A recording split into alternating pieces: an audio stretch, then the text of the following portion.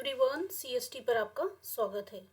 Friends, हमने last session में STET commerce 2021 का पेपर जो कल 18 दिसंबर को हुआ था उसके कॉमर्स के 30 क्वेश्चन डिस्कस किए थे। आज के पार्ट में रिमेनिंग 30 क्वेश्चन डिस्कस करेंगे। उसके एक न्यूमेरिकल में हमारा आंसर नहीं आ रहा था। मैंने आपको कहा था ऑप्शन नंबर 4 आ रहा है, बट उस टाइम कैलकुलेशन करते समय कुछ एरर हो रहा था। तो वो एरर क्या था, मैंने कैरियज इनवार्ड लिखा था और उसके बदले में वैल्यू लिख दी थी कैरियज आउटवार्ड की। एक बार आप उसको चेक करना। कैरियज इनवार्ड मैंने लिखा था उसमें डेबिट साइड में, और by mistake value carriage outward की लिख दी थी, इसलिए वेरिएशन आ रहा था आंसर में। बाकी सेम उसी तरीके से करना है, यानी कि डेबिट साइड में क्या लेना है, opening stock, purchase, carriage inward, और आपको क्या लेना है, जीपी। जीपी निकालने का तरीका भी सेम है, जीपी की वैल्यू भी सेम थी, सिर्फ कैरियज इनवार्ड की वैल्यू उसमें बाय मिस्टेक गलत आ गई थी। और सेल क्रेडिट साइड में सेल्स माइनस सेल्स रिटर्न, और उसको यूज करके क्या आ गया आपका GP. Now come at question number 121। वो थोड़ा सा कम विजिबल हो रहा है, मैं रीड आउट कर देती हूँ। रिक्रूटमेंट इज ए, रिक्रूटमेंट कैसी प्रोसेस है। रिक्रूटमेंट में देखिए लोगों को सेलेक्ट किया जाता है, लोगों को अप्लाई करने के लिए हम लोग एप्लीकेशन निकालते हैं या एडवर्टीजमेंट निकालते हैं। तो रिक्रूटमेंट क्या है, रिक्रूटमेंट है एक पॉजिटिव प्रोसेस। और जो सिलेक्शन होता है, सिलेक्शन क्या होता है, नेगेटिव प्रोसेस। तो रिक्रूटमेंट क्या है, positive process. Option number second is the right answer. Question number 122, who has given 14 principle of management. बड़े ही पॉपुलर है और सबको पता भी है, किसने दिया है, हेनरी फ्यूल ने। Then question number 123, dash is a communication that flow from a higher level to one or more lower level in the organization. देखिए हायर लेवल से लोअर लेवल की तरफ एक जगह जाए या कितनी जगह जाए उससे फर्क नहीं पड़ता, लेकिन अगर हायर से लोअर चलता है तो उसको क्या बोलते हैं, डाउनवर्ड कम्युनिकेशन। और अगर लोअर से हायर चलता है तो उसको क्या बोलते हैं, अपवर्ड कम्युनिकेशन। और जो सेम पोजीशन में, यानी कि मान लो एचआर डिपार्टमेंट फाइनेंस डिपार्टमेंट से बात कर रहा है, या एचआर डिपार्टमेंट का मैनेजर फाइनेंस डिपार्टमेंट से कम्युनिकेट कर रहा है, या आईटी डिपार्टमेंट के मैनेजर से कम्युनिकेट कर रहा है, इनकी सेम लेवल सेम पोजीशन पे जो कम्युनिकेशन होता है उसको क्या बोलते हैं, हॉरिजॉन्टल कम्युनिकेशन। और डायगोनल तो किसका किसी के साथ भी कनेक्शन जैसे डायगोनल होते हैं हो सकता है।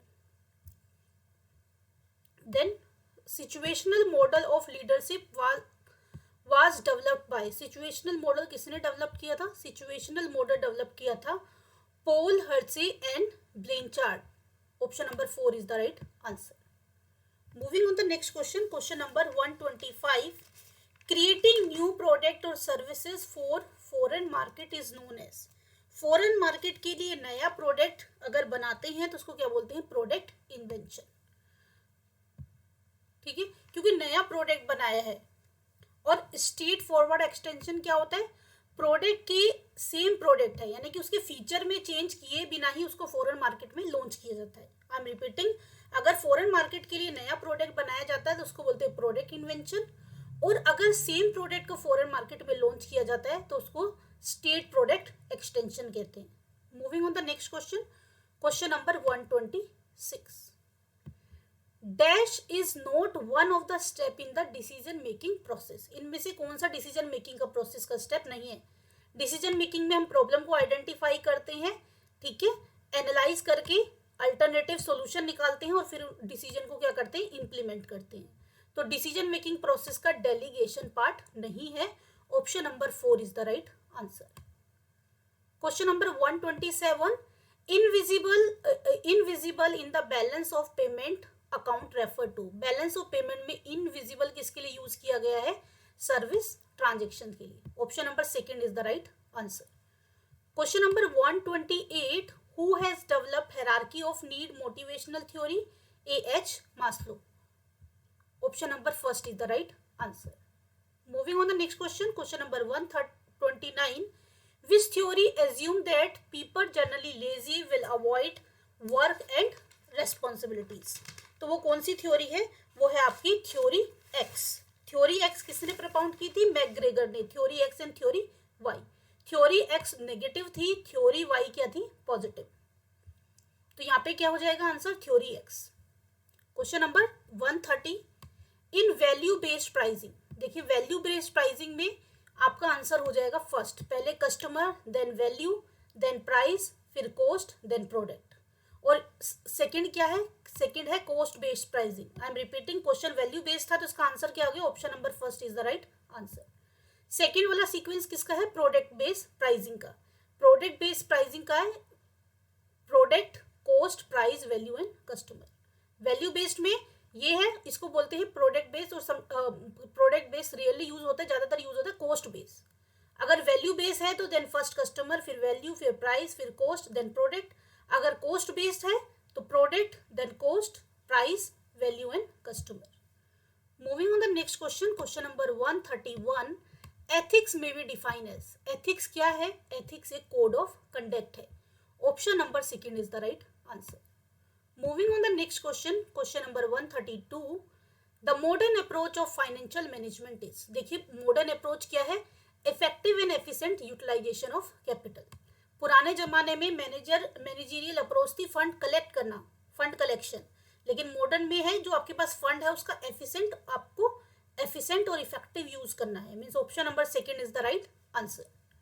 Moving on the next question, question number 133, a run-up firm that is fighting hard to increase its market share in an industry is known as। उसको क्या कहते हैं? Market challenger. Option number second is the right answer. Moving on the next question, question number 134, delegation of authority involves. Delegation authority क्या होता है? Assigning of duties and authority to subordinate. Subordinates को duty और authority देना क्या है? Delegation of authority. Question number 135, which of the following category of industries are covered under oil, refinery and sugar. Oil, refinery and sugar कैसी है? Analytical industries. Option number 1 is the right answer. Then question number 136, registration of a cooperative society is. Cooperative society separate legal entity है, इसलिए इसका registration क्या है? Compulsory. Option number second is the right answer. Question number 137, factor causing unethical conduct in management. किन reason से unethical conduct होता है? Economic greed, आर्थिक लालच की वजह से। Moving on the next question, question number 138, ये थोड़ा सा क्लियर नहीं आ रहा है, मैं रीड कर देती हूँ।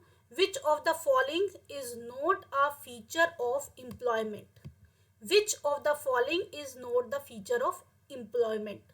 Term and condition, agreement between employer and employ. देखिए टर्म एंड कंडीशन होती है एम्प्लॉयमेंट में, एग्रीमेंट एम्प्लॉयर एम्प्लॉय के बीच में होता है, फिक्स वेजेस भी होता है। क्या नहीं होता है? Element of risk. Option number 3 is the right answer, क्योंकि एलिमेंट ऑफ रिस्क किस में होता है? वो होता है बिजनेस में।